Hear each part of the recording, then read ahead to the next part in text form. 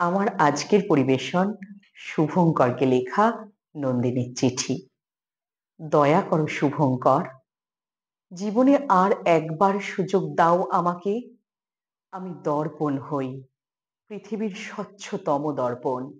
আর তুমি নিজেকে দেখে নাও সম্পূর্ণ একবার, এবং এই শেষবারের মতো আমাকে দাও তোমার অগ্নি জটাময় চুন। দেখো আমার চিরুনিতে তারা ফিরে যায় কিনা পুরনো শৃঙ্খলায়।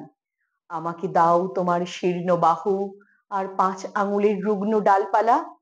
দেখো আমি তাদের সর্বাঙ্গে পরিয়ে দিতে পারি কিনা বসন্তকালীন উৎসবের সাজ।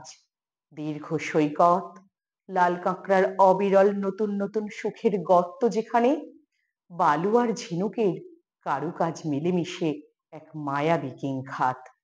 আর তাদের ছুঁয়ে নীল জলরাশির যে উৎফুল্ল এবং বিধ্বংসী সমুদ্র।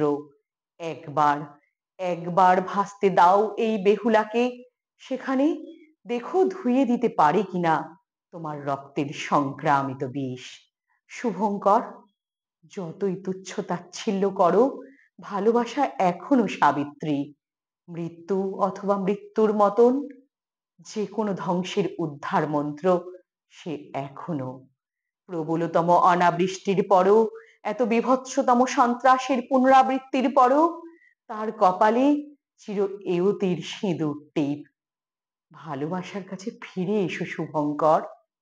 ভালোবাসা মানে সেই আবির বর্ণ আদিত্য, পৃথিবীর স্থলভাগের মাথায় যে পরিয়ে দেয় সহস্র শিখা মুকুট, আর জলভাগের গলায় সপ্তরশ্মির সাতনরি হার।